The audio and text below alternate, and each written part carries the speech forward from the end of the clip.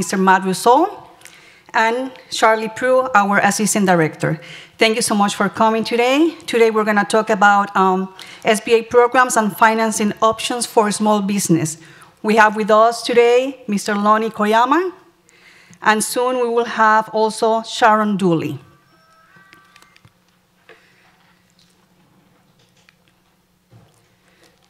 Before we start our presentation, we want to go and talk about some housekeeping rules, and they are as follows. Please turn off or silence your smartphones. Participate and ask questions. This workshop is being recorded. And also, please raise your hand and wait for the microphone to ask questions.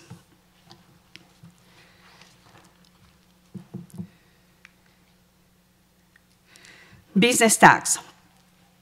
What is business tax? Well, we assist through the business tax application process. We also provide guidance and resources. We offer one-on-one free business consultation. We offer also free business workshops, informational newsletter, and continuous support. We help you from start to finish. And we also host every year home-based business showcases. Just to let you know, for you, if you are thinking to start a new business, we're offering 50% off the application fee, okay, by attending this workshop. We have great speakers today, like I mentioned before, and let's start our presentation. We have some trends in the small business startups, and they are emerge of e-commerce. The internet provides new ways of doing business, and everybody's jumping on board. Internet sales, as you know, have increased through the years. Crossover from big businesses. More people than ever are leaving big businesses to start their own. We also have opportunities for minorities and women. The small businesses market have grown rapidly in this sector. We also have global opportunities, such as software, consulting firms, and higher education. And the last one, better survival rates. 44% of a small business will succeed and remain in operation for 4 years, offering better survivals than in 1970s. Let's talk about some myths. Number one, anyone can start a business. Well, the easiest part is to start a business, right? But the hardest is surviving, as some of you know. Sustaining and building a venture so its founders can realize a harvest. Number two, entrepreneurship are their own bosses and completely independent. Well, these are far from independent, right? As you know. They serve partners, they serve investors, they serve customers, they serve suppliers, creditors, and employees. Myth number three, entrepreneurs are motivated solely by the quest for the almighty dollar. That's another myth, right? They are more driven by building enterprises and realizing long-term capital gains than by instant gratification through high salary and perks. Money is viewed as a tool and a way of keeping score. So let's talk about things to consider when we open a business. Develop a product that people will want to pay. Find out what your customer need or want. Watch them, talk to them. Ask them about their problems and what types of solutions they think will address those problems. Number two, define your business model. Think how your business will make money. First, identify where you will get the money. Obviously, your customers. And then how you will get the money. Sales, marketing, and other strategies. Number 3, don't reinvent the wheel. You don't have to invent the idea. I mean, McDonald's and Starbucks didn't invent that idea, right? So instead, they pursue markets that already exist and did everything better. Also, be unique and do your thing. Your business is unique. Clearly define your unique selling proposition to help others see your business apart from competitors. Identify and concentrate on making the unique aspects of your business as superb as possible. Number 5, give quality products at reasonable price. Price meet client expectations so you can win their loyalty. However, be careful not to promise the world to your customers in your desire for them to love your product. Promise only what you can reasonably deliver at costs that are acceptable to you. Number 6, know your customers. Be very clear about your customers, who your customers will be. Who are they? What are they like? What are their motivations for buying your products or services? Where can you find them? What is the best way to communicate to them and reach them? The more you know about your customers, the more successful your business will be. Number 7, learn from and fix your inevitable mistakes. You will commit mistakes, some big and small, but the key is what you learn from those mistakes, how you correct them, how you improve your business based on those learning.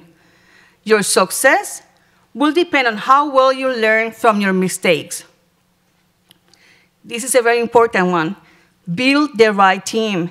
The quality of your team employees, if you have any, investors, professionals, and strategic partners, will spell a huge difference in the success or failure of your business. Number 9, provide the ultimate buying experience. Recreate in your business the best customer experience you have ever had, every time. Make the selling experience personal and interactive, and customers will love you for it. Customer service is the key to any business. Number 10, understand your market. Develop a clear understanding of the market and your competition.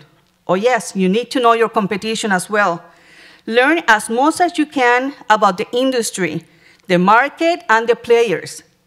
You need to recognize competitive threats and opportunities in order to give you time to prepare contingencies for either. Number 11, keep realistic expectations. Well, you have heard the statistics in the 1980s that 80% of all small business fall within how many years you think? 5 years. Yet you think that yours is going to be different? Well, don't forget that making yours is going to be different. Don't forget that making money is hard, period. For some, it even takes up to a month, or worse, even 6 months before they even get a sale. Just be prepared for these eventualities.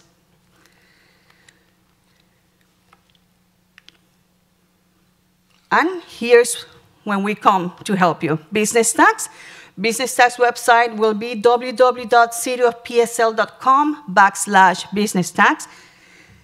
This is where you can find all the information about business tax, training, consultation, checklists, and static kits, if you have a home-based application or a commercial application. And this is our team, our manager in the back, Yvonne White Grayson, our business tax manager, Matthew Rousseau in the back, and Marieli Blanco Gonzalez, your business analyst. Thank you so much for this part. I'm going to present one of our presenters today, which is Lonnie Koyama. He's the Lead and Economic Development Specialist for U.S. Small Business Administration. Lonnie Koyama is the lead in South Florida. He has been with the SBA for 13 years. His duties involve fostering economic development with business organizations. In addition, he counsels businesses and connects them to resources to help them start and grow.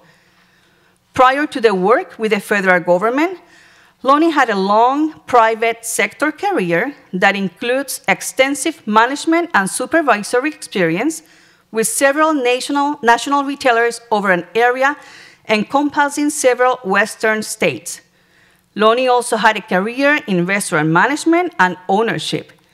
The restaurant, El Amigo in Golden, Colorado, is still open 38 years after Lonnie and his partners opened it.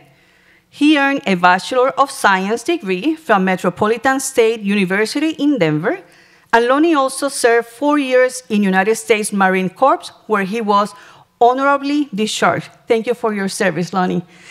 Please welcome Mr. Lonnie Koyama.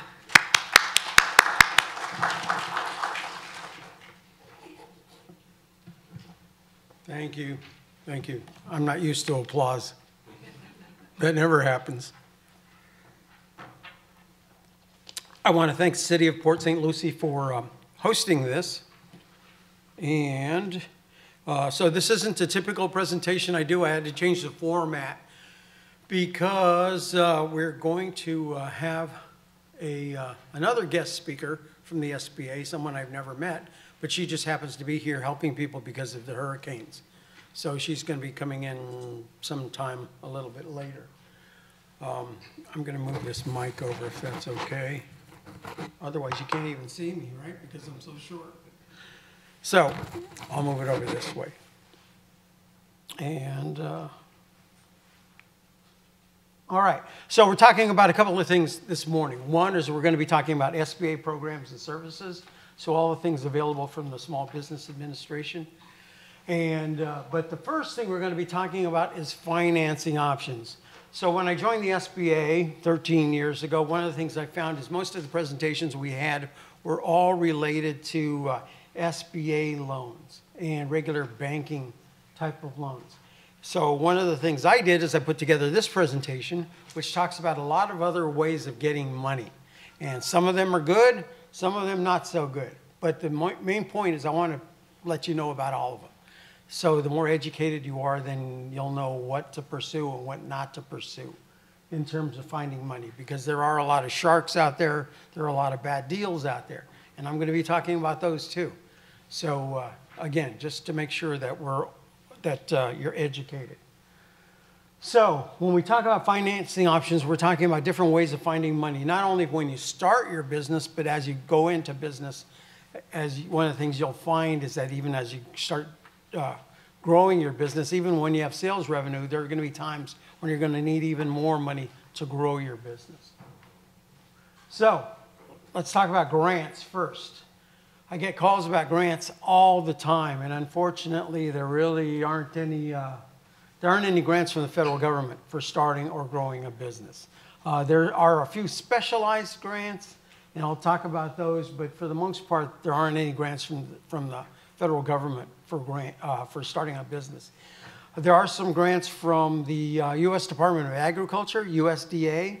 So if you're in a rural area, or if you're going into agriculture or something related to agriculture, you may be able to find some grants from the U.S. Department of Agriculture related to that. So some of the grants that are out there, these first ones are research and development grants, or R&D. And they're through a program called, you said I have to hold this for 3 seconds, right? Yeah. And then something blows up after 3 seconds? Am I pointing at the right thing? Oh, I'm pushing the wrong button. There we go, sbir.gov. So if your company does research and development, there are millions of dollars from this particular program for research and development. So let me give you an example. If you go to sbir.gov, there are problems basically from the federal government that are advertised there, and they're looking for small businesses to help find a solution to that problem. So what they do is they advertise problems. They're from different federal agencies. Let me give you an example. There was one that was from the Marine Corps. I need you to have you be closer to the mic Oh. so people can hear you and we can record it. Okay, thank you. All right, so there was one, it was advertised from the Marine Corps, and they were looking for a portable water treatment device, or something that was portable that could be carried with them. So as you know, Marines fight in a lot of different places, but they were looking for something that could be taken to an area where maybe if there's a river there or a pond or a lake, they could filter the water and make it drinkable, because as you know, you can't just drink out of a pond or a lake or a river without getting very sick. So they were looking for a portable water filtration device that they could carry with them to the field. So on SBIR.gov, what they do is they advertise different problems, and they're looking for small businesses to give them the solution to these problems. So they'll, in that case, they were advertising this particular problem. Then they look for small businesses to submit proposals on how you would fix this problem. So then the federal agency goes through, they look at all the solutions, and they try to find out which one of those solutions looks like it has the best possibility of actually fixing this problem. So the first thing that's going to happen is first they'll find a company that could possibly come up with a solution. They'll get a grant. So and the grant is basically like free money. So you're going to get a grant from the federal government to try to come up with a prototype or a working model to fix this problem. And then if you are able to come up with a working model, then you could apply for a secondary grant to actually commercialize this solution that you found. The great thing about this particular program is you can get up to 2 sets of grants. It could be a substantial amount of money. If you come up with any patents or anything special about what you're doing, you get to keep the patents. Uncle Sam doesn't take the patents away from you, so you get to keep them. The other thing is you get to commercialize your solution, and you have a customer. Uncle Sam already told you they're going to buy your solution. If you could come up with a solution, they'll buy that solution. Which one of these is mine? It's this one, right? Yes. All right. Grab the wrong one. Anyway, so Uncle Sam already said they're going to buy that. And so you have a ready-made customer right off the bat.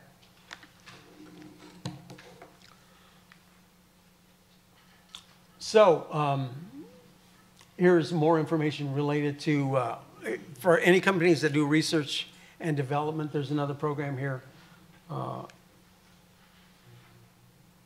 seedfund.nsf.gov.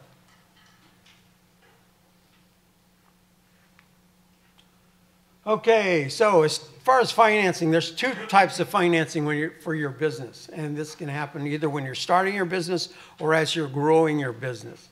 So there is debt financing and there's equity financing. Debt financing is when you borrow money from somebody or borrow money from a bank, a credit union, financial institution, friends and family. That's debt financing. So debt financing usually includes terms, such as interest rate, the length of the terms of this loan. The other type of financing is equity financing. So equity financing is when you're selling off a part of the company as a way to raise money. So equity financing can happen either it can happen when you're first starting your company, or it can happen later on. Maybe your company is doing really well and you want to open up a second location in another city. So you don't have the money to do that, so you don't want to borrow money from the bank, so instead you sell off stock. You've all seen the show Shark Tank, right? For the most part, what you see on Shark Tank was all equity financing. That's where you're selling off a part of the company. So there's pros and cons to both of them. The debt financing, one of the advantages to debt financing is that you're not giving away part of the company. So if your company happens to be one of those companies that where you hit a home run and you make billions of dollars, then if you use debt financing, all you have to do is just pay off your loan. And the bank has no stake in what happens with your company when you take off and make billions of dollars. Whereas with equity financing, you're actually sold off a part of the company. Whoever you sold it to has a piece of your company forever. And usually when you try to get rid of somebody who has a piece of your company, they always think the company is worth more than it really is, and sometimes it's really difficult to get rid of somebody. So before you take on any partners, or if you're going to share part of your company, you really need to think about it. You need to have some agreements in place so you don't get ripped off when it comes time to get rid of this partner. All right, any questions so far? Moving on. So if you borrow money, there's unsecured debt and secured debt. So secured debt is when you have collateral. So whether you're borrowing money from a bank or from friends or family, secured debt means that you're put up something as part of this loan. So they have a stake in whatever that is. For example, you go to buy a new car. The car loan always includes the car itself, right? That is the collateral on the loan. Unsecured debt is when you don't put up any collateral at all. So most small financing or micro loans are going to be unsecured, meaning you didn't put up any collateral. All right, let's talk about conventional bank loans. That's probably it's the cheapest money, but it's the hardest money to get.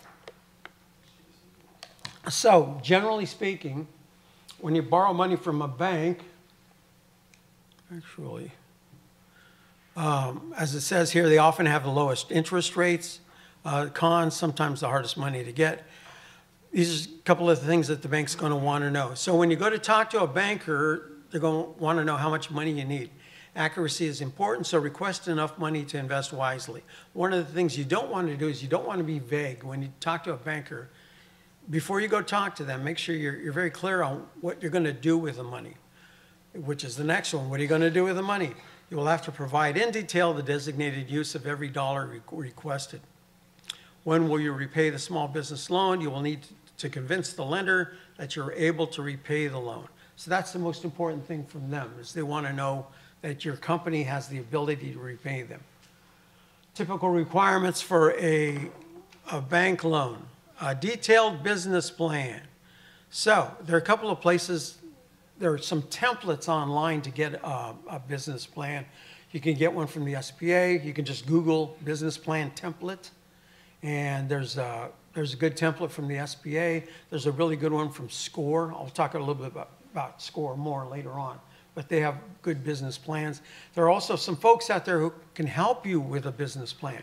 They won't write the business plan for you, but they will help coach you through the process to help you develop a better business plan. One of the great things about business plans is it forces you to think about other aspects of your business that you may not have thought of, such as your location, competition, financials. It forces you to look at some other things that sometimes we don't think about. Sometimes we just jump into wanting to open a business and you don't dot your I's and cross your T's, and before you know it, you're already in business. And then you've made some mistakes, things that you didn't think of, and it's too late. You're already screwed up. So that's one of the great things about a business plan, is it will help keep you from making those mistakes. One of the things about any kind of money is your personal and your business credit history are going to come into play, particularly your personal credit. So it's really important that you get that fixed now. If you have any issues with your credit, fix them now. One of the things that you can get credit reports for free from the 3 major credit reporting agencies. It doesn't cost you anything to get those reports, but sometimes people find that there's some bogus stuff that's in the reports, so it's best to fix that now, because usually when you find that there's a problem, you can't fix it immediately. It's usually something that's going to take several weeks for you to get cleaned up. You need to come up with documentation to get it fixed. But your personal credit is really, really important. Other things that you're going to need are cash flow projections. So a cash flow projection basically is you're going to have them whether you're an existing business or if you're going to start a business. It's going to show the cash going in and out of your business. So such as the money, when you first start out, the money that you're starting out with, then you're going to have revenue coming in, or maybe a bank loan. You're going to have different ways that cash flows into your company. And then as your business goes on, you're going to have a lot of expenses. You're going to have cash going out of your company. And basically, the cash flow projection is just several months of cash flow. Cash flow is the blood of your company. And so it's really important that you don't run out of cash. If you run out of cash, you go out of business. So you can't afford to run out of cash. It's really important to do these cash flow projections, particularly if you're going to talk to a bank, because they want to know that you have the ability to pay them back. Same thing if you're going to borrow money from friends or family, you want to be able to show that you can pay them back too. As it says here, approach banks or lending institutions you have worked with or are a customer of. So oftentimes when I talk to people who are looking to borrow money, I ask them, who are you already doing business with? For example, if you're an existing business, usually the best place to approach if you're already in business is the bank you're already doing business with. One of the things I found, though, is some banks are really good at helping their customers and some aren't so good at helping their own customers. One company that's done a lot of SBA loans lately is TD. TD Bank has done a ton of SBA loans lately. And TD has changed the way they do business to make it easier for small businesses to get loans. So the average TD loan, about 5 years ago, the average SBA loan through TD was probably, I don't know, about $200,000. Now the average TD small business loan is around $30,000. So it's dropped dramatically. And what TD has done is they just made it really easy for small businesses to get loans. So I'm not telling you to go to TD, but I'm just saying that I really like one of the things that they've done and how they're doing business. Talk to a lending officer or find out exactly what documentation they require. So don't be afraid to talk, even if you're not ready to get a loan now, don't be afraid to talk to a small business lender. Most of the folks I've met are really helpful. They really want you to help. They want to help you, and they'll tell you what you need to get a loan. And they'll tell you some of the biggest problems that people have and how to overcome those. So don't be intimidated by talking to a banker. You know, I'm sure there are a few of them that are jerks, but for the most part, most of the lending folks I met are really friendly and they want to help you. All right, so what else? Be thorough, bring everything they ask. So when it comes time to actually get a loan, bring everything they ask. You don't want to come unprepared. So make sure you're ready when it comes time to talk to them. All right, now, I'm going to start talking about different ways of getting money, all right? So this is one of the other ways. I just talked to you about grants. I just talked to you about bank loans. Let's talk about hard money loans. So hard money loans, as it says here, is a loan of last resort or a short-term bridge loan. So hard money loans don't come from a bank. These lenders offer loans that the banks can't, primarily used in real estate transactions, such as house flipping. So if any of you are house flippers, one of the things you'll find is banks are not going to lend you money to flip houses. So usually you have to go to somebody like a hard money lender. They move quickly and lend mostly on collateral instead of credit scores. So when they lend you money, typically the hard money lenders are going to lend money to people so that they can use the money, they're going to fix up the house, and then they're going to flip it. They're probably going to use the house as collateral, though, so if you don't pay them back, they're going to take title to the house, and then they'll flip the house instead. So lenders are often private individuals or companies that see value in this type of potential risky venture. The cost, the loan to the borrower is typically higher, reflecting the higher risk that the lender is taking by offering the financing. So hard money lenders are people that they're almost like loan sharks, except this is legal. But if for the right situation, it may be the way to go. I don't know. But again, if you're a house flipper, oftentimes this is the way they have to get money. Online lending. This is probably the fastest growing segment of lending that there is. This is not the same as crowdfunding. I'm going to be talking about crowdfunding in a minute. Most of these are unsecured personal loans. Some will let you compare several loan offers all at once from different lenders. The interest rates are typically higher than you would pay using a conventional loan. So do read the fine print. Because many of these services are automated, they sometimes offer faster service. So these are some of the websites that are out there. And one of the things about these is you're going to see these. You've probably already seen these. If you go to apply to register your company with the state of Florida, They're going to get your name off of the SunBiz, thank you very much, off of SunBiz, and then they're going to start sending you offers to get loans. But do read the fine print.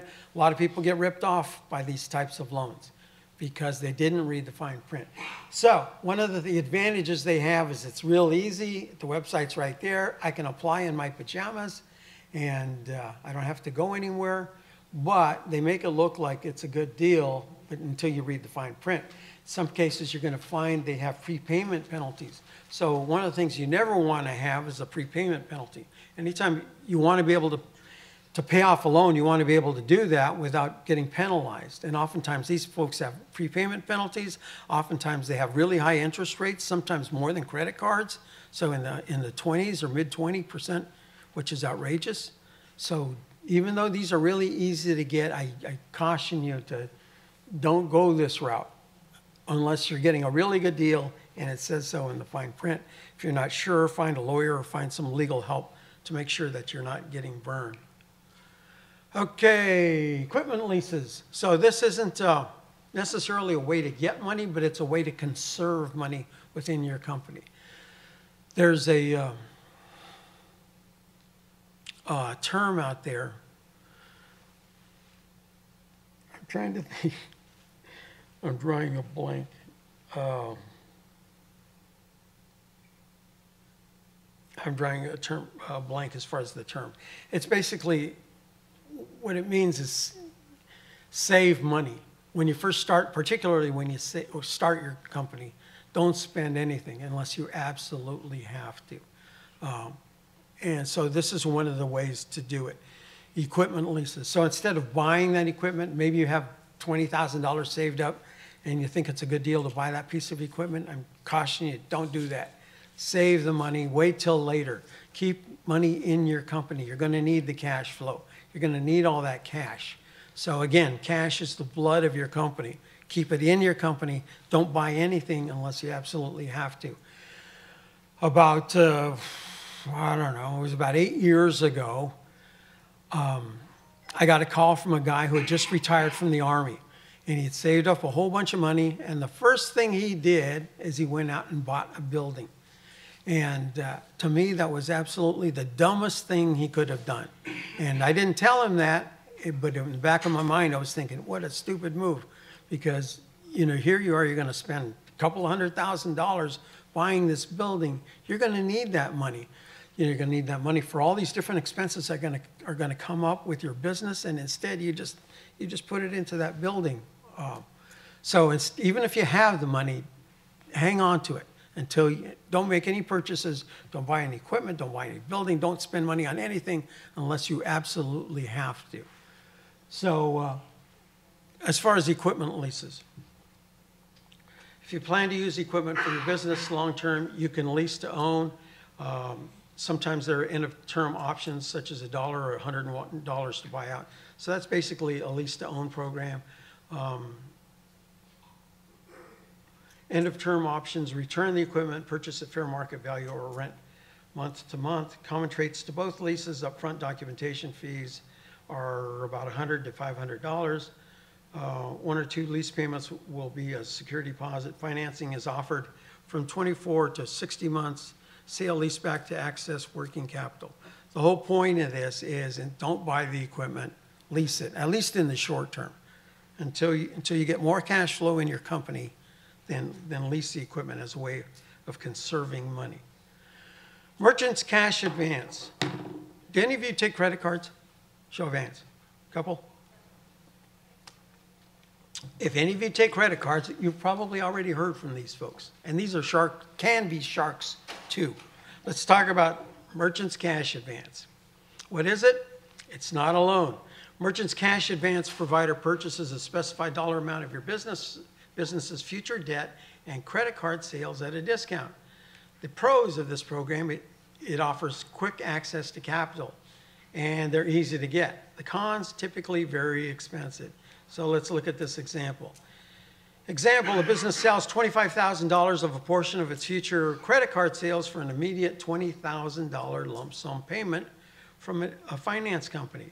The finance company then collects its portion, generally 10 to 25% from every credit card and or debit card sale until the entire $25,000 is collected. So again, the pros, you get money quickly. It's a quick way to get $20,000, but that money is not cheap.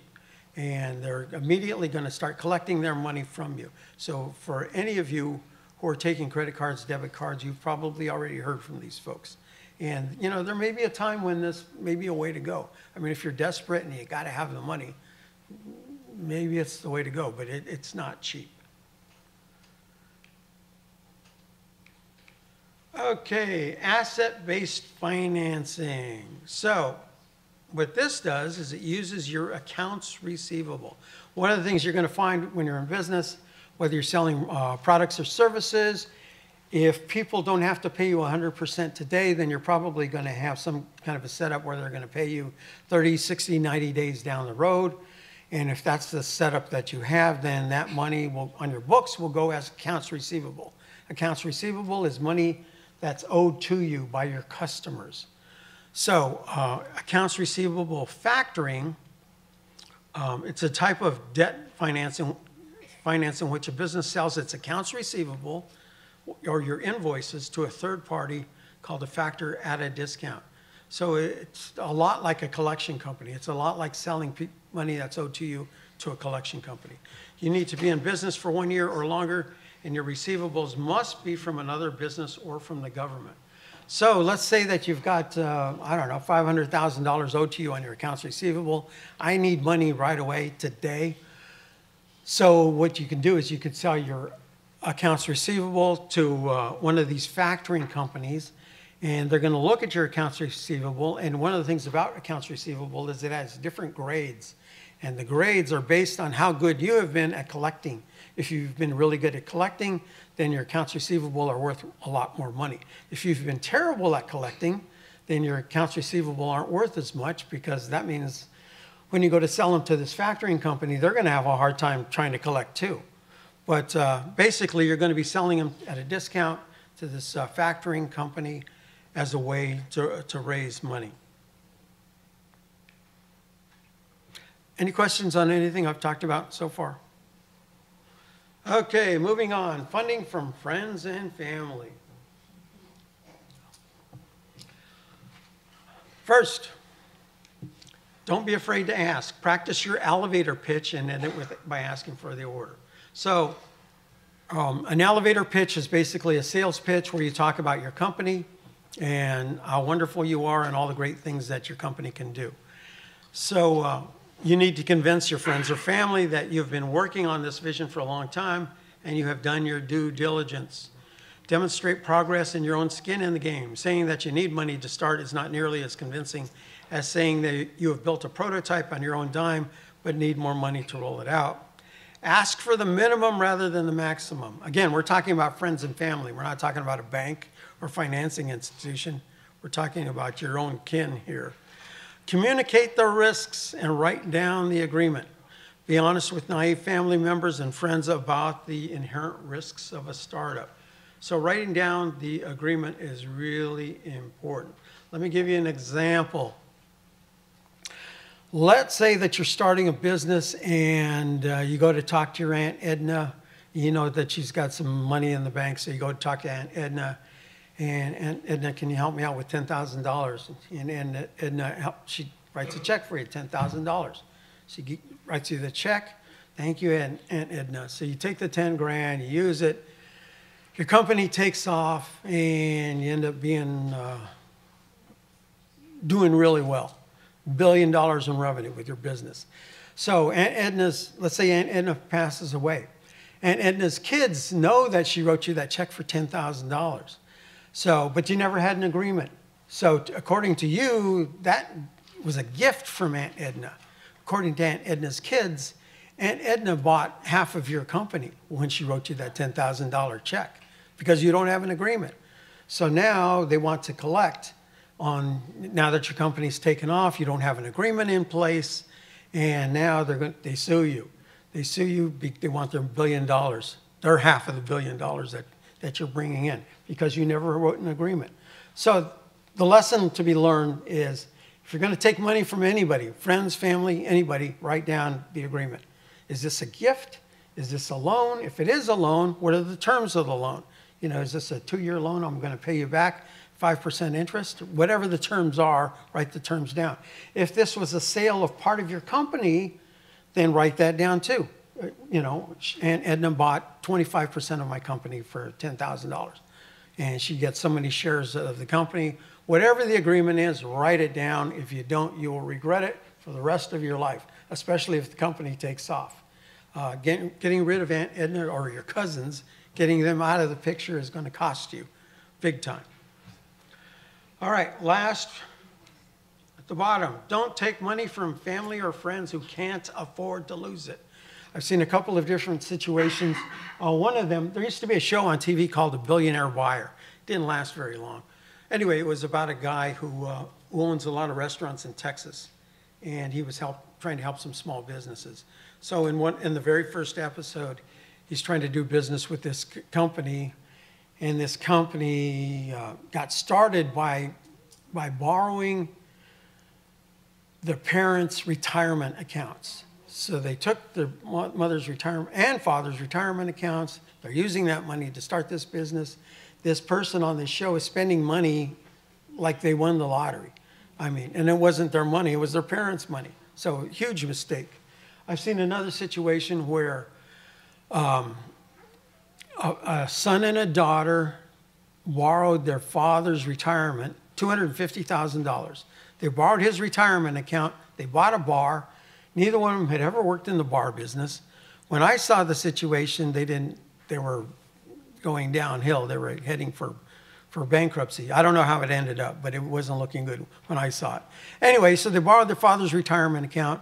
He should have never lent them the money. They should have never borrowed it. But in any case, it was going downhill, and it was just a bad deal. So, again, the point of all this, don't take money from family or friends who can't afford to lose it. All right, I'll get off that soapbox. Self-financing. So this is how most people get started. A couple of pointers related to this. Your personal finances can affect your business finances. They will affect your business finances. Starting a business can be a tremendous strain on your personal finances. So one of the best things to do is to start out small. Don't quit your job. Don't quit until you're in a much better position. Most businesses are not going to be profitable in the very beginning. It's going to take a while before you become profitable. So make sure you have enough money stashed away so that until you can start pulling money out of your business. It takes time before your new venture turns a profit and provides financial support. Before starting a business, get your finances in order. So pay off any debt that you may have. If you have any assets that you can sell to help with your business, sell those off now. That way you have more cash with you now. Write a monthly household budget. Purpose for that is, actually it would help for you to have two budgets written up. What is the budget for your business? What is the budget for a home? So before you quit your job, make sure you understand how much money am I going to need on a regular basis for groceries, for car, for gas, rent, any bills that you may have, to figure out how much money do I have to have socked away until I can start becoming profitable. Same for the business. You're going to have all these different expenses coming up to buy inventory, to pay all your different expenses. Make sure you have enough money socked away for all of this to carry you forward until you're making a profit. The last thing you're going to want to do is start pulling money out of your company before it's profitable, because then, you know, again, you got to have cash flow. You got to have blood to keep your business going. You don't want to kill the business because you ran out of cash. And then check your personal credit history. I already talked about that, but that's really, really important. Lenders and suppliers will use your personal credit history to determine the terms of credit. Get a copy of your personal credit report from one of the 3 major credit bureaus, Equifax, Experian, and TransUnion. You can do this every year for free. So annualcreditreport.com, if you go there, you can get credit reports from all 3 agencies. You never know what's on there. There may be some garbage that's on your credit report that you're not aware of. So I encourage you to take a look at that. Make sure that your credit is good. The last thing you want to do is go apply for a loan only to find that there's some stuff on your report that you weren't aware of and it's tainted your report. I talked about this a little bit already. Keep your day job. If you already have a job, don't quit too quickly. Work on your business as much as you can when you're off work. Save your money and consider starting your job or your business small. Okay, questions on anything so far? Okay, I talked about this just a little bit earlier. Selling shares or equity. So what this means is selling off a part of your company. And you could either do it when you're first starting up, or you could do it after your business is already established.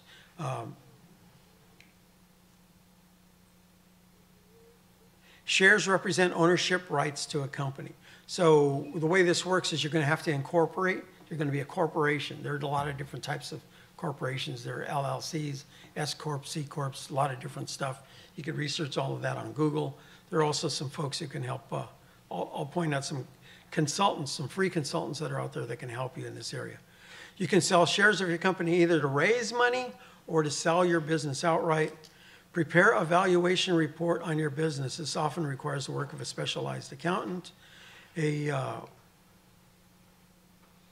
If any of you are looking to buy an existing business, doing the valuation report is one of the most important things that you can do. Because oftentimes when people want to sell their business, they always think it's worth more than it really is. Always. So you want to make sure you don't overpay. So that's where a valuation report comes into play.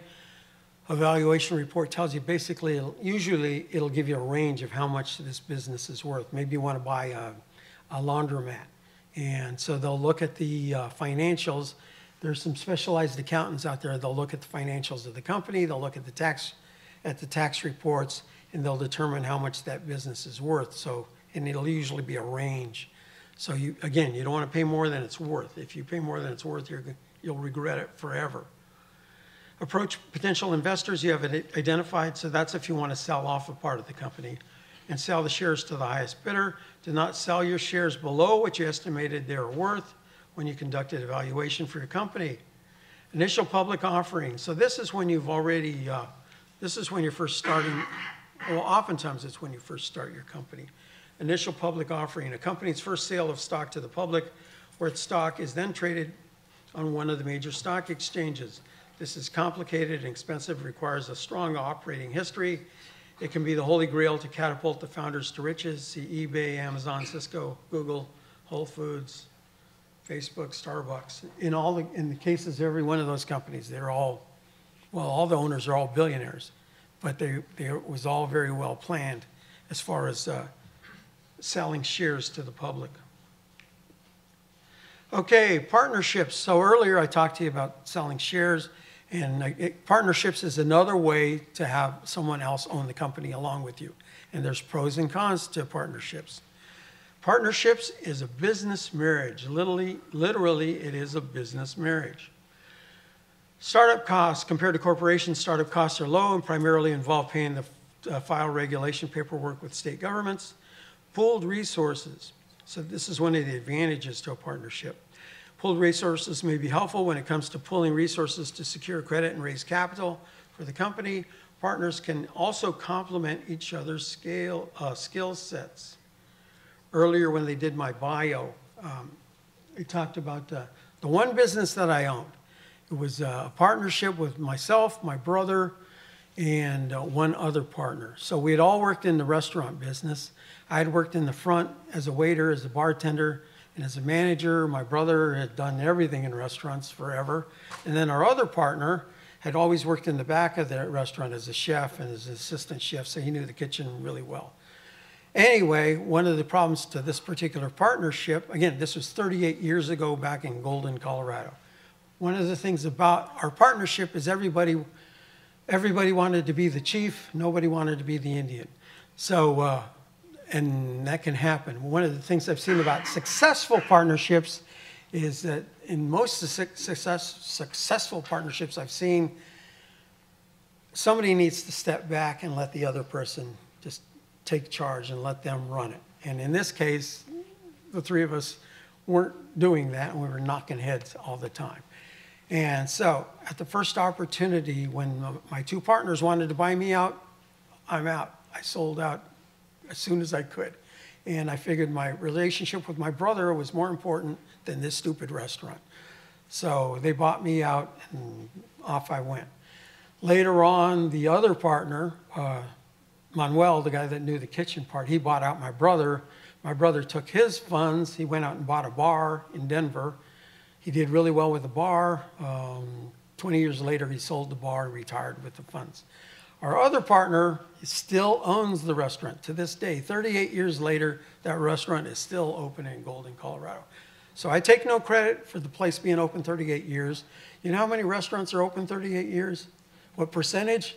Not many. It's a very low percentage of restaurants that stay open that long. But he's still keeping it open through COVID, through everything else. So good for him. Anyway, but the point is with partnerships, again, it's a business, it's a marriage. So if you have a partner, you need to make sure that, that you get along really well, just like a partner in marriage. All right, so there are limited partners and then there are general partners. Limited partners have no desire to be involved in the management decisions of the company. They enjoy limited liability for the debts and obligations. General partners are involved in the management decisions of the company and do have liability for the debts and obligations. So generally speaking, general partners are going to make more money off of the partnership. Limited partners have less of a stake and less liability. Okay, as far as profit sharing for a partnership, operating agreement outlines profit and loss sharing among the partners. Limited partners only receive a share of the profits and a percentage of the shares based on an allocation outlined in the operating agreement. Okay, this is really important. If you don't learn anything else today, this next couple of paragraphs are really critical, especially if you have more than one owner in your company. Disagreements between all parties may occur that require arbitration or judgment by a court. This can be time-consuming and costly and can interfere with the success of the business. Execute a shareholder or operating agreement. This is really important. Again, if you have more than one owner. This prenup for your business plans, for possible conflicts with any business partners. It defines roles and responsibilities, profit distribution, ownership shares, and even how or whom shares can be distributed if one partner dies or decides to leave the company. So again, if you're going to have any kind of ownership, more than one person, it's really important that you have this, especially and have it clarify any of the most common things that can happen. Let me share another story, a true story. Back in around 2007, these two ladies opened a business. What do you call those businesses where people bring in their furniture and you sell it for them? Consignment business. Thank you very much. They opened a consignment business together. They had been best friends since they were little kids. So they opened this consignment business together. They opened it in 2007. Anybody remember what happened in 2007? The Great Recession. That's when everything tanked. And so basically the timing couldn't have been worse. So they opened this consignment business. It wasn't doing well at all. One of them wanted to get out, and the other one didn't. So they ended up butting heads. It ended up going to court, suing each other and all this nasty stuff. So just like a divorce, who wins in a divorce? The lawyers. Same thing with a bad agreement. Who's going to win? The lawyers. Are the partners going to win? Heck no. They're going to end up bad relationship. So that's why it's so important to have an agreement in place for some of the most common things that could happen. For example, one of us wants to sell out. What do? How do we handle that? So we should have language about how we're going to handle that if one of us wants to get out of this thing. What if one of us dies? How are we going to handle that? It could be that, I love my partner, but his wife, I can't stand his wife. And things like that happen all the time. So it's really important you have agreements in place on how we're going to handle this. Such as a right of first refusal. If one of us wants to get out, and if I want to sell out, then maybe the partner has the first right to buy the shares of the stock, if that's how they're going to handle it. All right, moving on. Let's change topics. Venture capital. So I'll bring up Shark Tank again. Shark Tank is an example of venture capital. That's where somebody with a lot of money might want to invest in your company. And there are venture capital companies. If you look at the bottom there, flventure.org, that's a company based here in Florida. Pushing the wrong button here, down here at the bottom. Wait a minute, I'm hitting all the wrong buttons. All right, there we go, FL Venture. What they are is they're an entity that helps connect venture capitalists, people with a lot of money, with small businesses. So for the most part, the venture capitalists are looking to make an equity investment. So they're not looking to make a loan. They're not looking to loan you money. They're looking to buy a part of your company. Usually they're looking for high-tech companies, not always. They're seeking high earnings growth or the home run. They want to see a company that has the potential to really take off and do really well. They're an active rather than passive form of financing. So they're not just going to hand over $200,000 and trust you're going to make all the right decisions to take off. They're going to want to have some kind of control over what happens. And the investor is either given a board seat or some kind of management influence. 1 out of 100 applicants may get funded.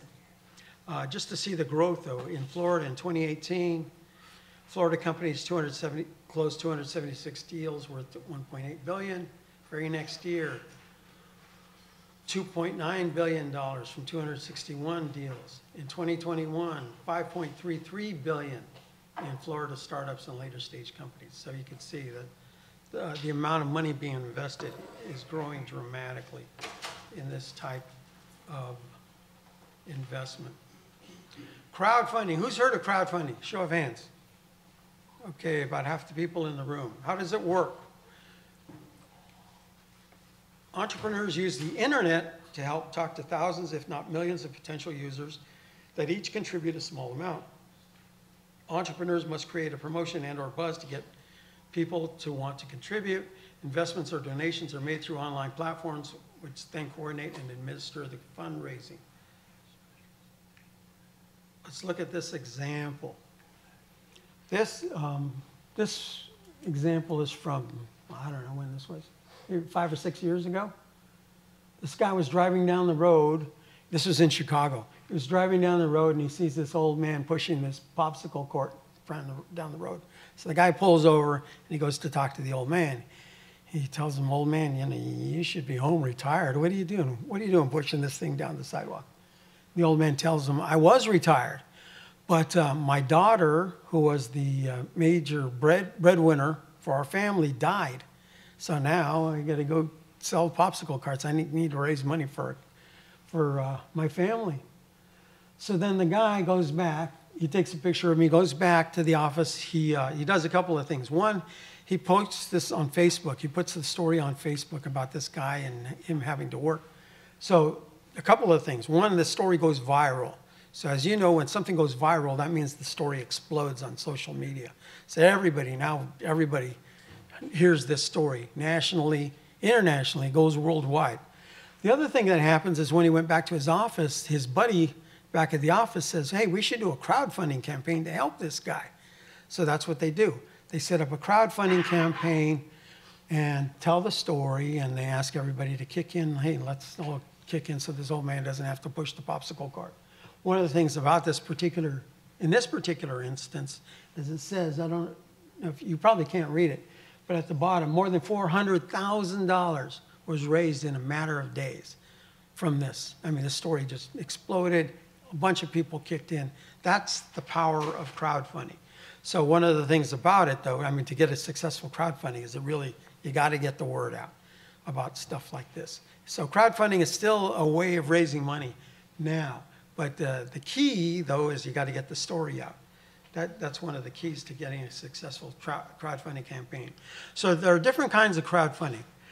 There is donation-based crowdfunding. There are 4 different kinds.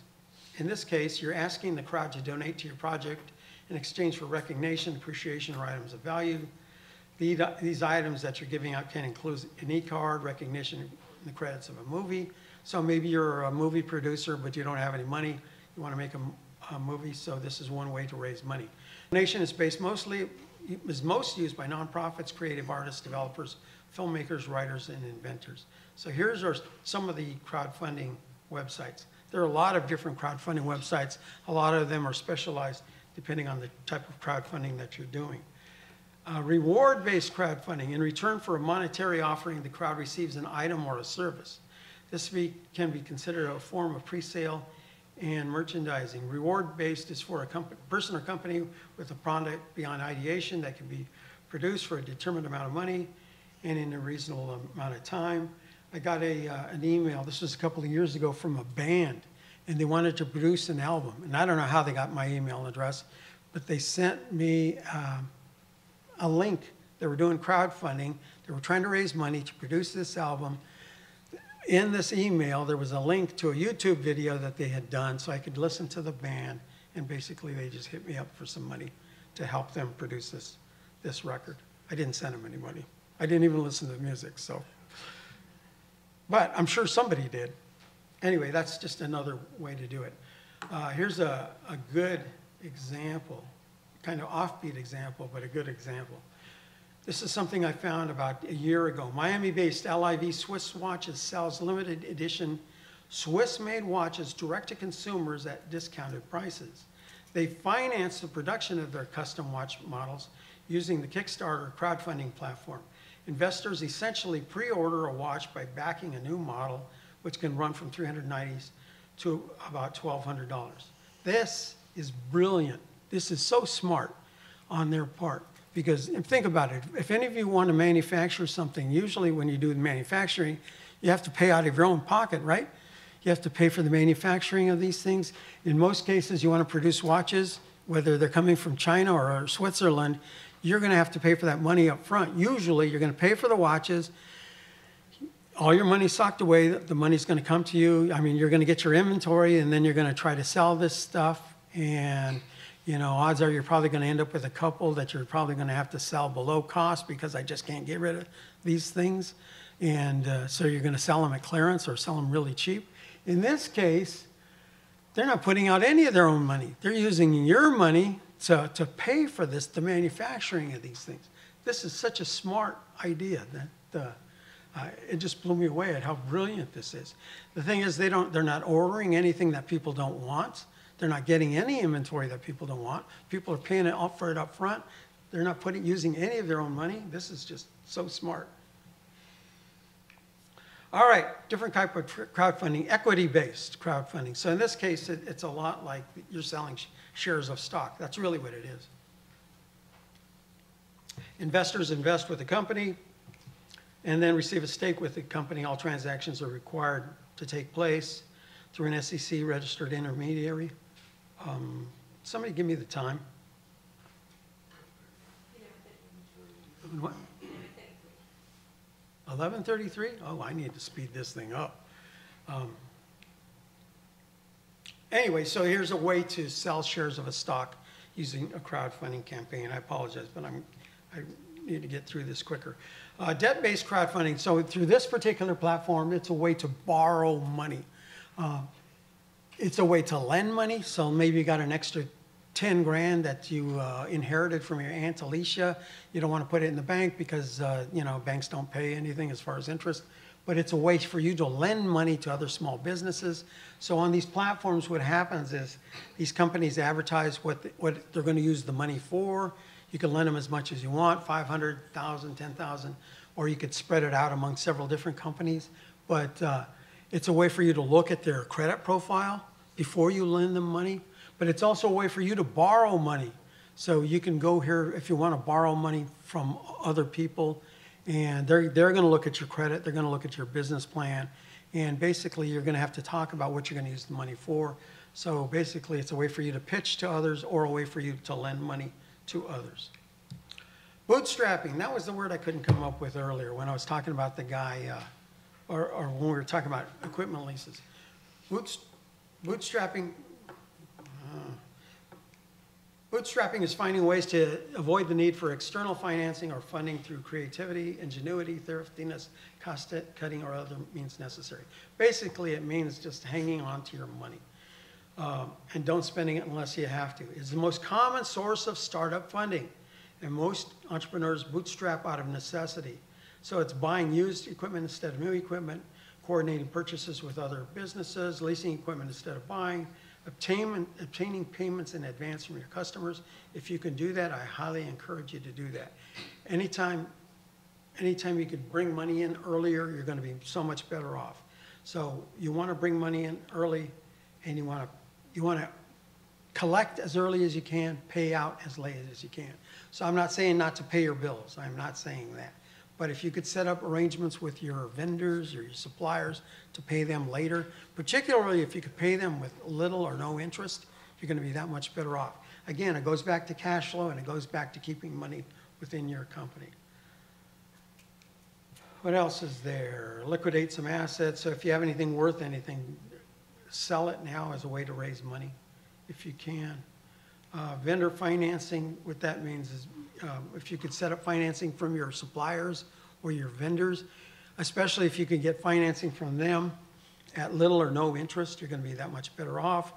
Sharing office space with other businesses. So one of the problems I see with some folks is they start a new business right away, they want to go lease this space, and sometimes they go and lease a really nice space, and why? Why are you spending money on that when you don't have to? If you don't need a nice space, go talk to, there are a lot of warehouses out there already that have extra space. See if you could sublet, or even office space. Talk to them about subletting. Hey, can I lease one of your offices? So it's a way for you to save money. It's a way to help them too, because now they're bringing rent in. You're not paying as much rent as if you were out there on your own. So it's a great way to get some space without spending a lot of money. And then lastly, make do with what you have. So there's a book out there called The Millionaire Next Door. And The Millionaire Next Door is about millionaires in America. Most millionaires in America were small business owners, just like you. They all started out as small business owners, but they made a series of good decisions as they were growing their business. And one of the most important things that you'll see among all of them is they're all frugal, meaning they're all very tight, and they make do with what they have. So most millionaires in America don't drive a new car. They drive a newer car, but it's not a brand new car. They have a nice house, but it's not the nicest house. So they're all very frugal, they're all very tight, both the husband and the wife, and their kids end up being that way too. Here's a good example, Warren Buffett. Warren Buffett's one of the richest men. He was number 2 richest man in the world. He's still up there. Anyway, Warren Buffett is a multi-billionaire.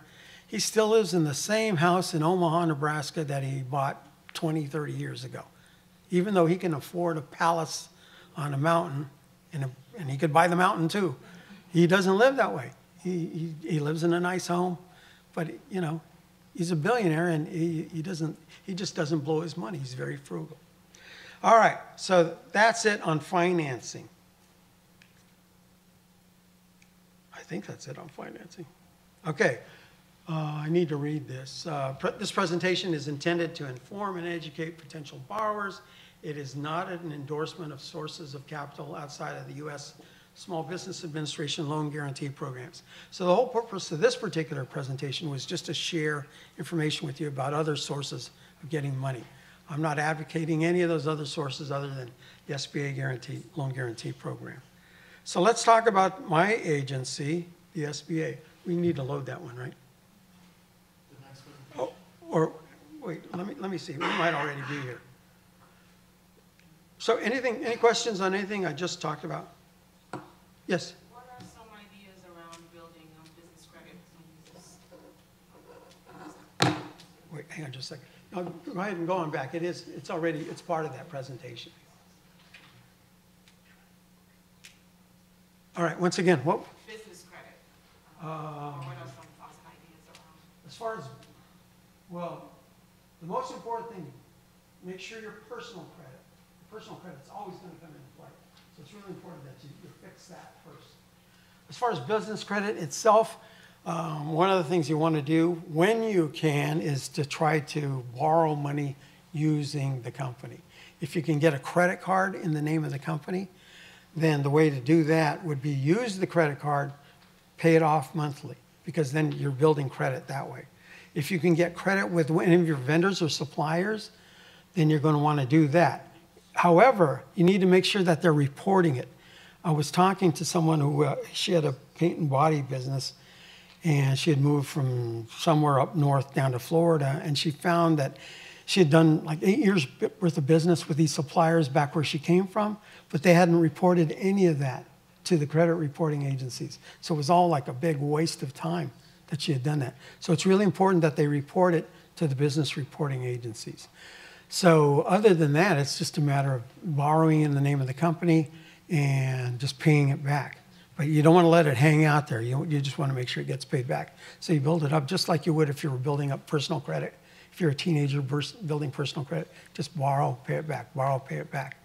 So that's basically it. There was a hand in the back. Yes?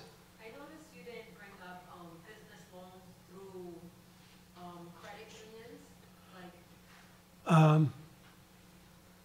No, but that's one of the best places to get money, credit unions. So anytime you're, even though I work for the SBA, if people can get money through any source, I don't care if it's SBA or a bank or a credit union, just make sure you're not getting burned when you borrow the money. So, you know, I should be advocating for SBA programs only, but I don't, because there are other good sources of money, and credit unions is one of the best because they typically have lower interest rates, and you usually can't get a lot of money from them, but that's a great place, and that's a great place to build business credit too, is that way. So that's a really good point. Thank you. Yes? What about a DUNS number? Is there enough info to that? So anytime your business gets established, you're going to get a DUNS number. You need to go to Dun & Bradstreet. Dun & Bradstreet is a credit reporting agency for businesses. You can get a DUNS number. It doesn't cost anything. It's a unique identifier for your company. So you used to have a DUNS number to do business with the federal government, but they just changed that rule about 6 months ago. Yeah, I believe that's not free anymore. You get a free one. Contract with the federal government. If you have what? It says you have a contract with the federal government, you get a free one. Oh, okay. I don't really see the value of having to pay for it or even getting one anymore. If Uncle Sam, I mean, if you don't need it to do business with the federal government, I don't see any point in getting it. Dun & Bradstreet, no matter what, they're going to establish a credit report on your company anyway. Just like, you know, it's just going to happen. So I don't see any value in that right now. Before I move on to this other stuff, any other questions? Okay, yes, sir. Will you be providing or have access to a copy of the presentation? You guys have a copy of the folder? And printed Yes, digital? everything is there, yes.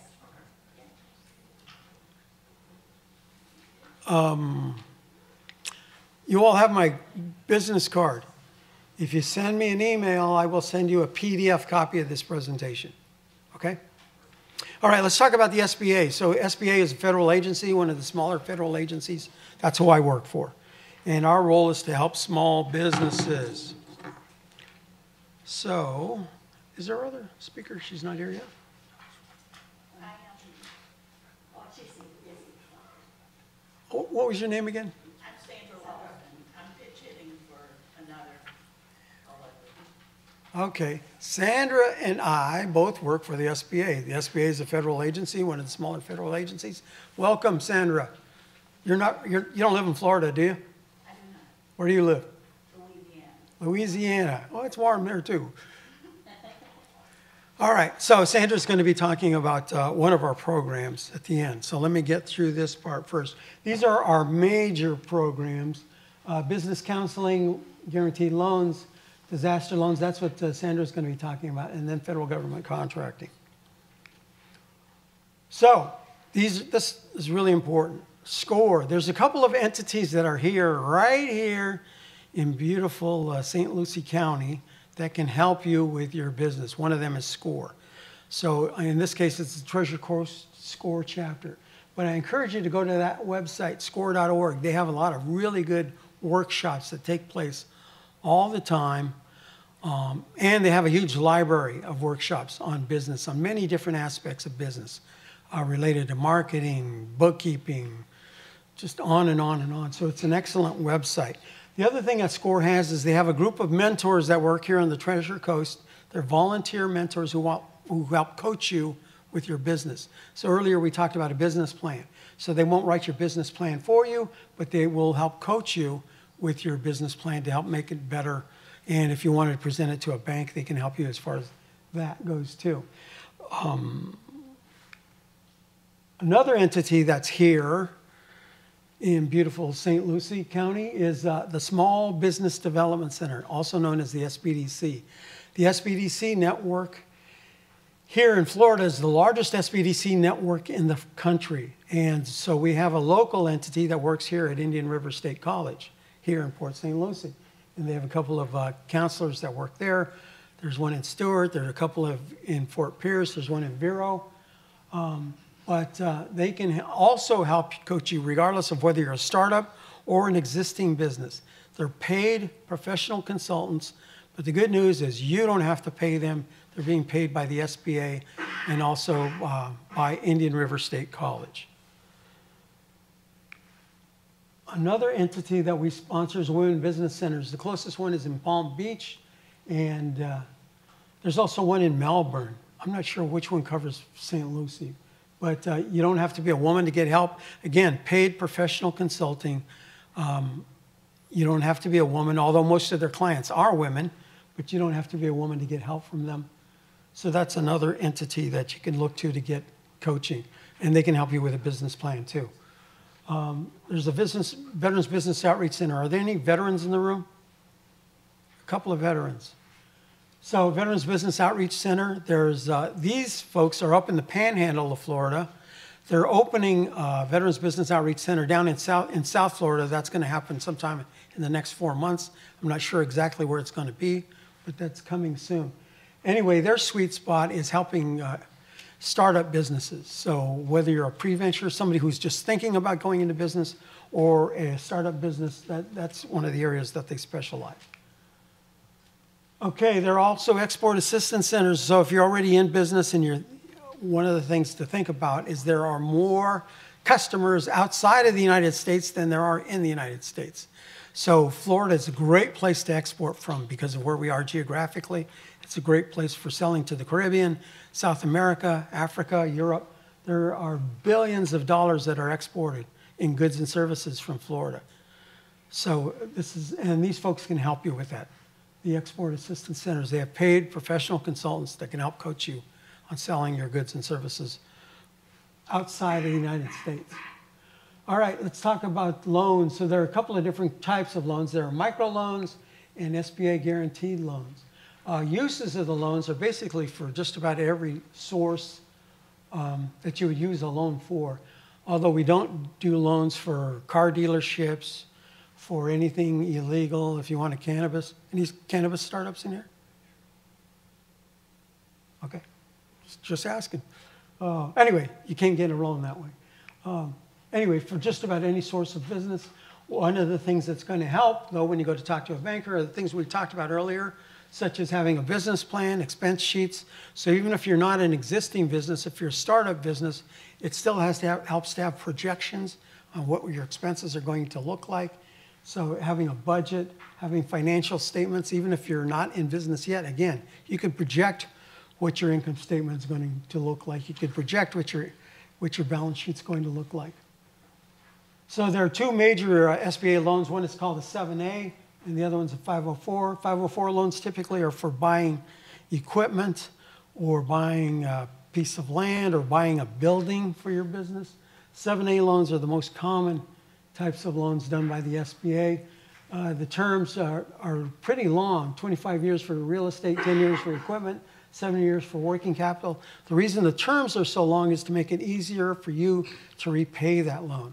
We don't want it to be a huge burden for you. There are also microloans and community advantage loans. So microloans are typically between $50,000 and $5,000. So they're typically unsecured loans, and the only downside is typically the interest rate's going to be higher. Usually the interest rate's going to be between 8 and 13%. So it's not cheap money, but it's still much cheaper than using credit cards, which is how many people get started in business. And then there are community advantage loans. Those it's like a 7A loan. It goes up to $250,000. The last year that we have these numbers, just in South Florida alone, SBA guaranteed loans, $2.25 billion. So lots of loans are being done by just about every bank out there. Just about every bank in South Florida is part of the SBA loan guarantee program. Another thing we're very involved with is federal government contracting. So who's the biggest spender on the planet? Your federal government. Your federal government spends close to $500 billion every year on contracts. And it's the role of my agency, the SBA, to monitor all those contracts and ensure as many as possible go to small businesses. So these are, I apologize, you probably can't read these clearly, but on the left side are different small business categories. So there's a category for small business. The goal is to do 23% of all contracts with small business. And then there's some other subcategories, such as small disadvantaged businesses, or 8A. Those are socially and economically disadvantaged business owners. There's also service-disabled veteran business owners, women business owners, and then hub zone. A hub zone is a geographic area. So it's usually an area that's economically depressed. So the whole point is to push money into those different areas, those different categories. So on the left side is the goals for each of those.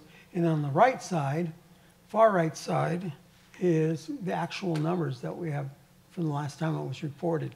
So the goal was 23%, actual number 26.5.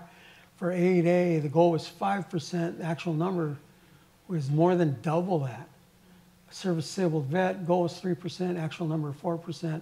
Women-owned, goal was 5%, actual number 5%.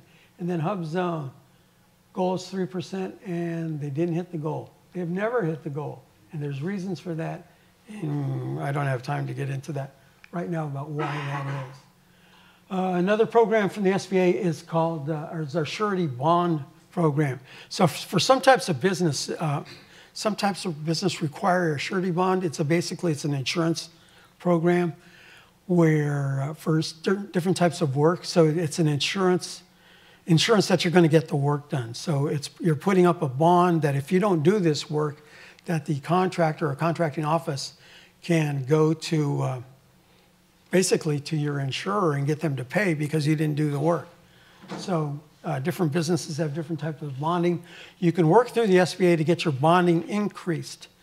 So, and there's a fee for that. It's not free, but there is a fee for that. So that's another program from the SBA. These are different things that are on our website, different resources to help you. So you're up at 3 o'clock in the morning, you can't sleep. You can go to that link right there, sba.gov. Go to the Learning Center. There are a lot of different areas where you can find some online training. Ascent is a brand new program from the SBA. It's primarily for women business owners. It's really for existing women business owners. Although you don't have to be a woman, but it's pointed at women business owners. But there's a lot of great stuff for any business owner there, even if you're a startup. It's a really good program, very detailed, very in-depth, many different chapters, different avenues you could take through that. So I encourage all of you to go take a look at that particular program. If you go to the link at the bottom of that, you can find out about different webinars taking place through the SBA and through our resource partners. If you look at the types of classes going on, the very top one, how to become bankable, so that has to do with finance, focusing your marketing, doing business with the federal government, LLC versus S Corp, which is right for you. The whole point is just, you can see a lot of different types of classes taking place. And then disaster assistance. I promise I will steal very little of your thunder. But one of the things that I was very proud of, few years ago, Hurricane Irma hit us. Who remembers Hurricane Irma? Anybody? I would think that you would remember that if you were here. Anyway, one of the things I'm very proud of is that within 3 months of Hurricane Irma, the SBA had done over $1 billion in SBA disaster loans in the state of Florida, which is a huge number in a very short period of time. Not only that, but there was another hurricane that happened almost exactly the same time that hit Houston, Texas. So the SBA was spread very thin at that time, and yet our disaster folks did a fantastic job of getting all that money out, despite being spread so thin. A couple of other things I'm very proud of. So there are economic injury disasters, and I just want to share some statistics from economic injury disaster loans, also known as EIDL loans. A couple of things to point out. Nationally, almost 4 billion EIDL loans were done. Almost $300 billion was approved. In Florida, almost 500,000 EIDL loans were done.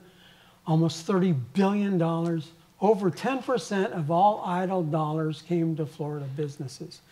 One of the things about South Florida, we did more EIDL loans in South Florida than any other district in the SBA. So I'm very proud that I think we did a really good job of getting the word out to people about that particular program and to getting those dollars out.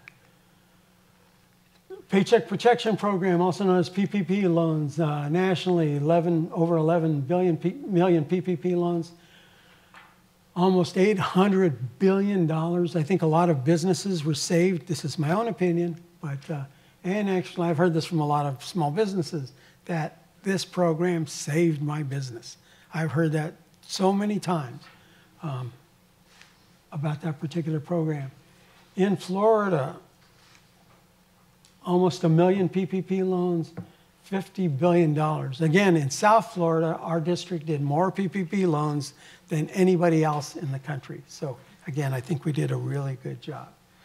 So with that, I am going to turn it over to Ms. Lawson, who traveled all the way from Louisiana just to talk to you today. Thank you. Thank you. Thank you, Mr. Lonnie.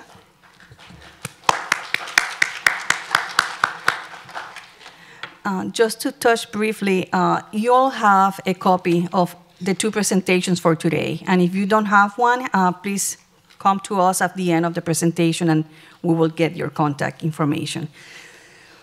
Ms. Sandra Lawson, thank you so much for coming.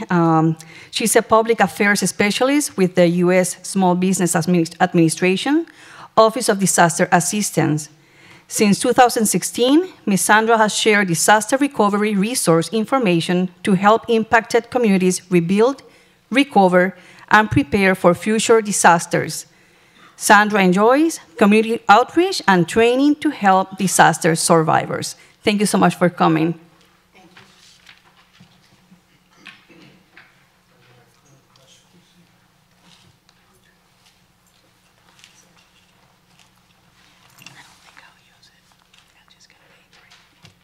Sure. If you do, the big button goes forward. Okay. This button goes back. All right. Thank you guys for being here. Again, the SBA is a great federal agency. As far as disaster is concerned, we work in partnership with FEMA. We're FEMA's the lead federal agency when it comes to disaster recovery assistance. And they provide grant funding. And SBA is their partner federally, along with lots of other federal agencies that you've probably met before if you've ever been impacted by a disaster here in Florida.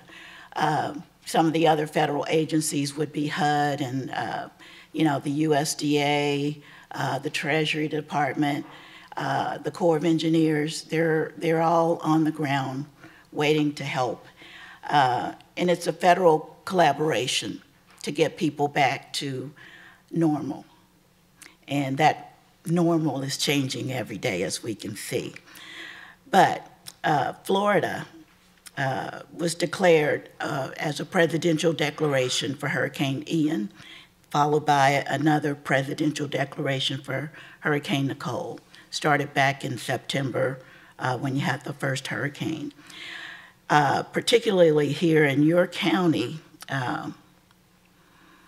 you were declared for economic injury disaster assistance from the SBA. So when disasters happen, the governor will submit a request for assistance, and then the FEMA, SBA, and other agencies will come out and do a damage assessment. And in that assessment, your state and local officials have to turn in information as to what were the damages, you know, how many businesses were impacted, how many homes were impacted, how many lives were lost, what's the damage. And so based on all of that information, the declaration is determined. So in the case of Ian, like I said, there were several counties declared as primary, right, because of the volume of damage that was lost or done. And there were others that were adjacent to the primary counties, like your county is adjacent to a primary county. And so those adjacent counties are called contiguous counties, and such they get considered for economic injury damage only, because maybe in your county, the officials determined that maybe they asked for a survey or show of hands of businesses that were impacted. And if they didn't get many people to say that they were damaged or they didn't see any damage, then the economic injury was all that you were eligible for. And in that eligibility, economic injury is if you had no physical damages and you incurred an impact to your business revenue because nobody could get to you. Nobody could do business with you during that disaster incident period. So the terms that I'm using make a difference when you're trying to apply for assistance. So there's a fact sheet in your handouts, and it'll say, you know, Florida declaration number 71644 and 717645 for Hurricane Ian. So the number, the declaration number, the hurricane name, they make a difference when you're going in to apply, because you had Nicole, you had, you know, Fiona before, you know, you had COVID, all those declarations get numbers. So when you apply, and if you're doing it online on your own, if you're applying for assistance, you need to apply for the right declaration, because that defines what they're going to be looking for in your application to validate your application. So as we have, FEMA will, when they come out, they open up what we call disaster recovery centers. And that's where you find people, personnel, to help you with an application. But after you've been on the ground for so long providing the services, if people don't come in, then those centers close, and the people that are customer service reps go away or get reallocated to other areas that are busier. And so maybe you're forced to apply online, not forced, but online is the more convenient option for you. So you'll need to know, hey, this is what I need to tell them in order to be considered appropriately for the declaration, okay? We also have what they call business recovery centers, and that's where the SBA will set up a center just for businesses, even though they'll help individuals who want to apply. But the Business Recovery Center, and I think the nearest one to you, is in Sanford on 1st Street, 230 East 1st Street in Sanford, Florida. And they'll have SBA reps who will hear your situation, hear your disaster situation. Say you're here in Port St. Lucie and your business had to be shut down, there was no internet, whatever it was, you lost business, you lost revenue because of Hurricane Ian, okay? And so in that case, they would want to know, you know, what was the impact? What working capital was impacted? how long were you impacted? And it needs to be within the incident period corresponding when the hurricane happened. So the incident period is September 23rd, 2022 through November 4th, 2022. So when you're going in to apply, if you had economic injury, those things need to line up is what I'm trying to say, okay? So because it's economic injury, it's your working capital losses, and that's what they're gonna be considering you for. So you'll need to have a trend. All the documents that Mr. Lonnie and Mariella, they showed you before, documents that normal operating businesses have on hand. That's what the government's still gonna wanna see from you. So what I encourage you to do is, if you're gonna be a business, all that free help that Mr. Lonnie was talking about earlier, get it. If you don't have it and you got damages, you're gonna spend like this because the government's trying to evaluate your application and they need papers to go with it. They'll need your tax returns. They'll need your, your financial data. All those papers, they seem like, oh, that's no big deal, but it is when you want somebody else to help you. And that's the thing. You got the Small Business Administration has those resource partners like SCORE and the Women's Business Center, the Veterans Business Center, and the SBA district offices, the SBDC. All of those people are free, available to you to consult with. It's like, go in and say, hey, help me with my paperwork. Do an evaluation of my business. Tell me if my documentation is sound. So that as part of being a business, you need to be prepared for disaster so you won't suffer. It won't devastate your business. So having that paper trail is the best thing you can do, because we want, when there's a disaster, we want to get here to Florida, get on the ground, get you through those centers, get your applications processing, and crank out a loan. That's what the program is all about. And it hurts me to see numbers like Mr. Lonnie was talking about. There are numbers bigger than that didn't get the money. And it's because the paperwork, we've got a team of people, but they're not a bunch. And they're trying to crank these loans. And it's meant to be rapid and fast. But if we can't validate it, we can't find the business. That's the most hurting thing that I felt when we did COVID. And the people were frustrated. And, your heart bleeds because people are hurting. We know it's hard. We know it's bad. But we can't just carte blanche say, here, here, here. It's got to be authentic. It's got to be validated. And your papers, your business papers, is what we use to do that.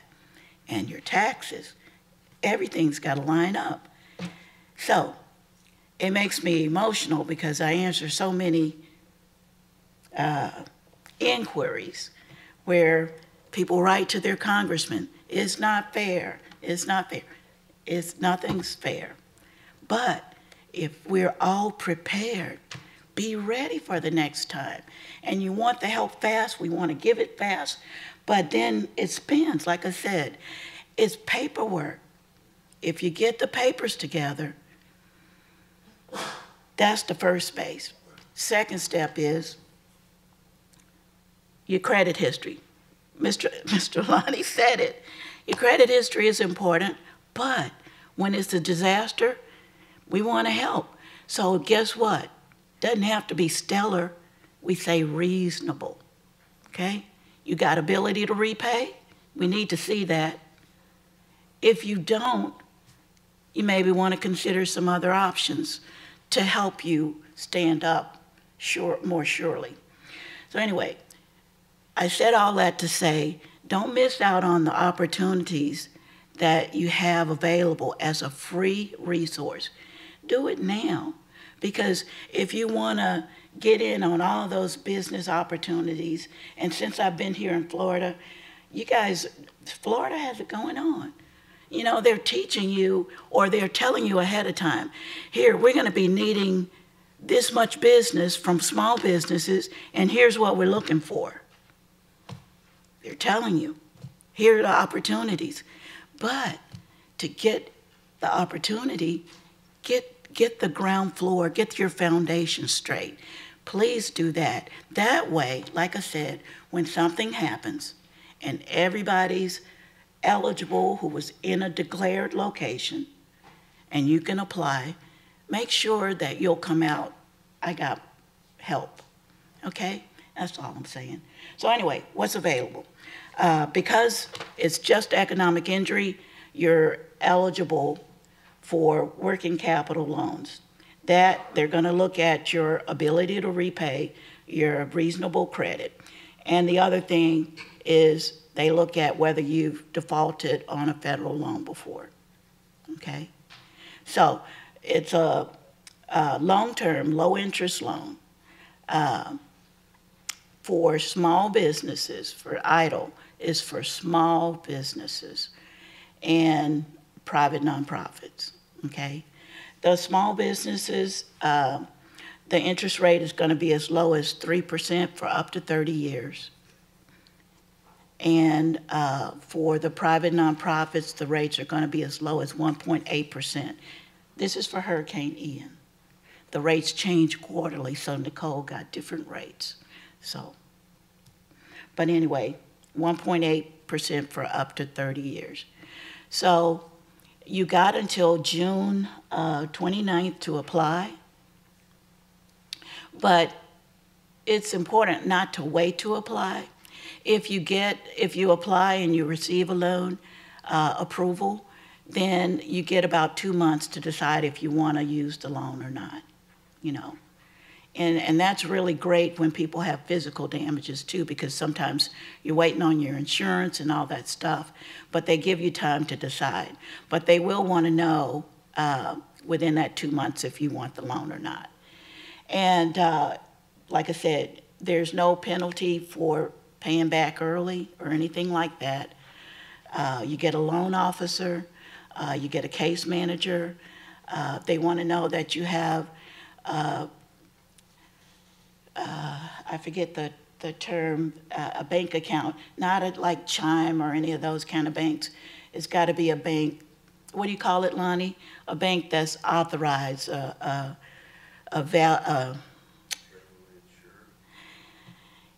yeah, but anyway, like a major bank, okay? So that when they transfer money to you, it goes through. We had a lot of that with COVID. If it wasn't the, you know, normal bank, then the monies didn't go through. And it bounced back and it sat there. And that was a problem. So we learned a lot of lessons through COVID. I think the world learned a lot of lessons through COVID. And that's why now we can say, hey, some things, you know we need to tell people. This, you need to know this up front before you even apply. So, you know, they're going to want you to have a bank so that they can transfer funds to you electronically, things like that. The other thing is that if you are declined, and sometimes you get a decline letter, don't be alarmed if you do, because you get a decline if we're missing information to validate that you're a business. If we couldn't find enough information about your business, or maybe you have partners in your business and only one person applied, they'd have to have paperwork on all of the partners that own more than 20% of the business, okay? So the little things that we could do better, we're working on that, along with all the other federal agencies that get involved in disaster assistance. But the thing about disaster assistance, first we tell, you know, this is for the whole community, but first we say go to FEMA. FEMA will refer not only the the homeowner or renter, but even a business owner because you have a home, right? They'll refer you to us if they can't give you enough to make you back to what you were before. Safe and sanitary is all they're looking to do for you. But then the SBA loan can get you back to where you were before the disaster.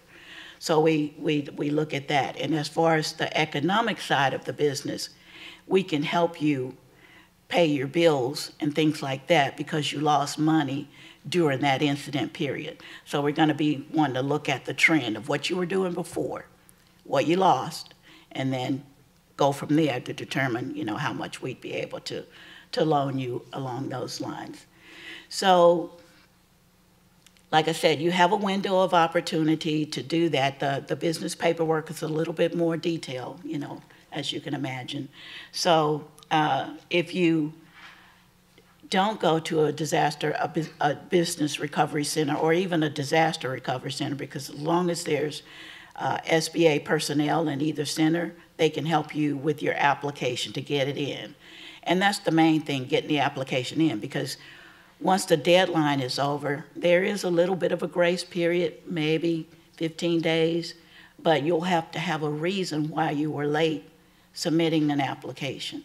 So the economic injury is a long enough window that, you know, if you're interested and need that help, you can go ahead and apply for it. But basically, that's it. Up to $200,000 for a small business or a private nonprofit. Like I said, the rates are really low, up to 30 years. And some businesses find that, hey, you know, I didn't get that low rate. Sometimes if you've got good credit and you can get it at other places, they may charge you a little bit more. But when it comes to economic injury, then you get that flat rate. But if you were doing a physical loan, then it could vary, you know, because of your ability. And it's meant to help people recover. So some people can have the means to recover a little bit faster and better than others, and it's why they put it out there. So that's what I have on economic injury. Other things that we are doing, that we ask businesses to think about, even FEMA and the other agencies, is hazard mitigation. If you were ever declared for physical damages in a county, then you could get an increase on a loan that was approved for physical damages.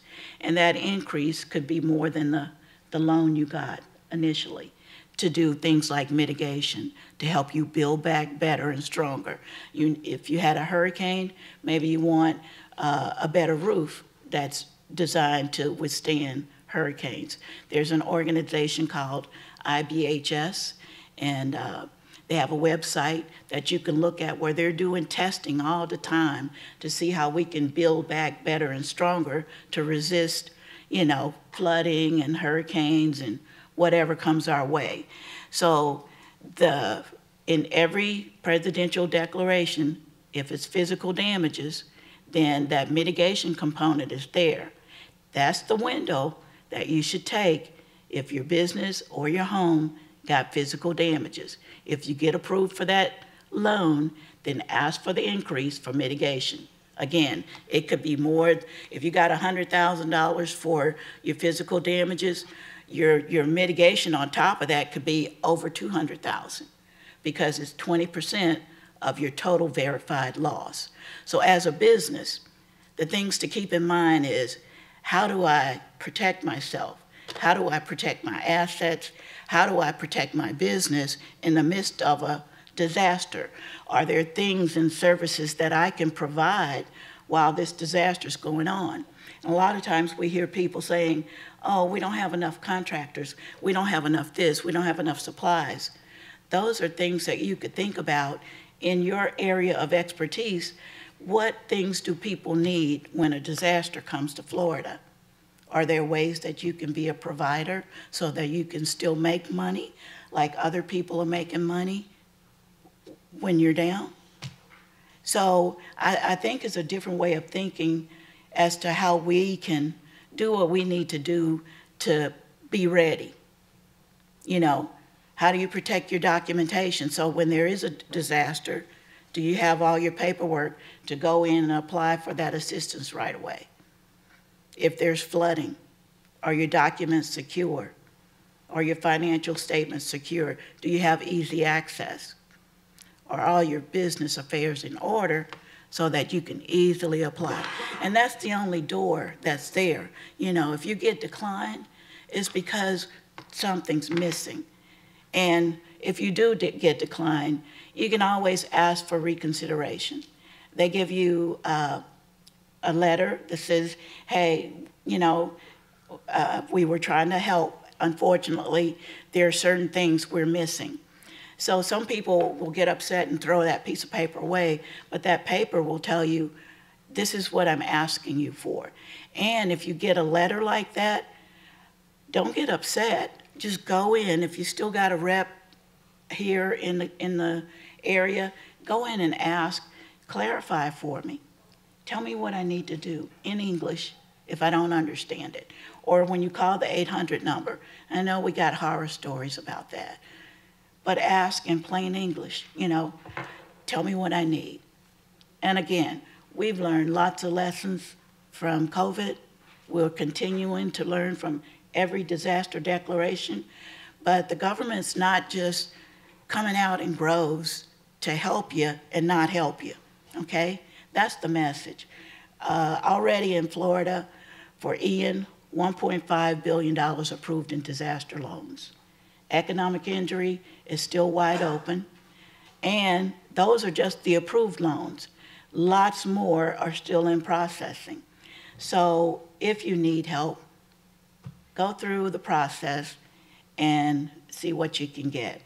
And again, it's there to help. Reconsideration is important. It'll need to be in writing, okay? If you have questions about how to write your reconsideration request, if we're still here on the ground, Business Recovery Center, Disaster Recovery Center, ask them and they will help you write it. They'll tell you, here's what you need. That we had one gentleman to come in. He owned a flower shop, beautiful products. And within an hour, they had him reprocessed in the system. So don't wait, you know. And then the other thing is when you compare things with your neighbors, yeah, sometimes that's good, but sometimes you're just not your neighbor. Your financials aren't gonna be the same. So find out for yourself and submit everything you need to submit and respond when they're asking you for information, and then, you know, go from there. But the agency is here to help, and it's a privilege to do it. And if you have questions, let me know. Okay? Any questions first? Okay. Thank you.